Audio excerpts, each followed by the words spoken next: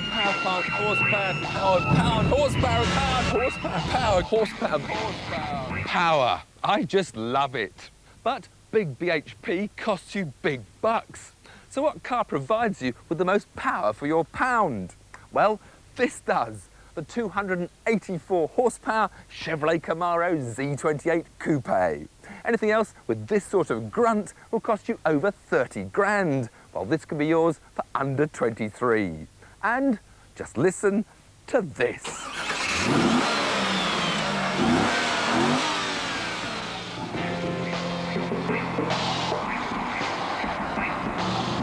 OK, it's left-hand drive, but it'll get you to 60 in just 5.3 seconds.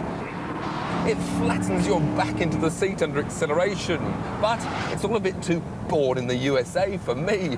Great in a straight line, but a real blancmange when it comes to the corners.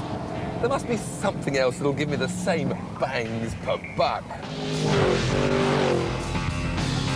Well, how about turning to one of our great British specialist sports car builders and, for the same money, have something like this.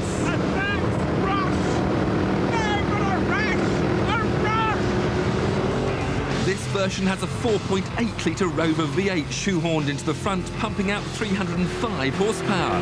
You can build one yourself for around 15 grand, but ready-made versions like this cost 24. You don't get many luxuries for your money, though. The doors are either off or on, and a funny-shaped hood goes up as a waterproofing gesture. But you'll soon forget all that when you experience its performance. Weighing just 750 kilos, it'll reach 60 in just 3.9 seconds, assuming you can find a way of getting the tyres to stick to the tarmac. Another problem with this big powerful torque engine is if you change down too early,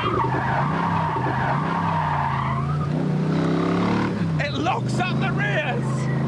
And an awkward pedal layout stops you heel and toeing to prevent it happening. The Dax is a big handful of fun on a racetrack, but obviously that isn't the only place for it. The chassis actually seems better suited to the public roads. It takes all the bumps and ripples in its stride. The only trouble is, I wish I'd left the door on, because at anything over 30 miles an hour, the wind blows you to pieces. And you need the sunglasses to stop yourself being blinded by stones flying off the front wheel. Unfortunately, after about 5 minutes, you've had enough fun. I'm cold, tired, and deafened. The honeymoon is definitely over. I'm sorry, I don't want my power a la USA, and I don't want it al fresco. So, what can I do? I need something with a bit more breeding, a finer pedigree, a touch more class and comfort, but I can't afford it.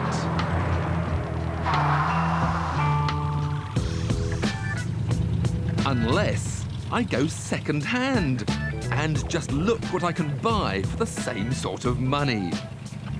And each one of these mouth-watering machines has around 300 horsepower.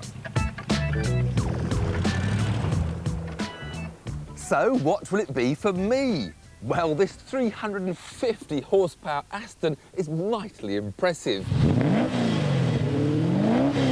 It may be 27 years old, but it still sounds magical. But if you want something a bit more modern, how about this 1990 Ferrari 348? 24 grand, and it's a Ferrari. If you want something just a bit more sensible, how about this 3-year-old 326 horsepower Toyota Supra? A 9-year-old supercar, Honda's NSX, a Mercedes SL500. Then there's TVR's 340 horsepower Chimera. But the one that catches my eye is this 1993 Porsche 928 GTS.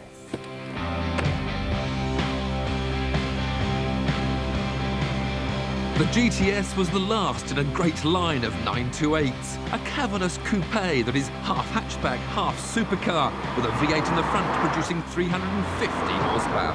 With Porsche's renowned build quality, the 82,000 miles on the clock have hardly run it in, and it feels as good as new.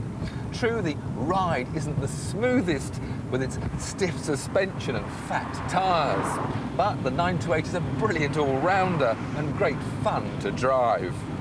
I'm happy now.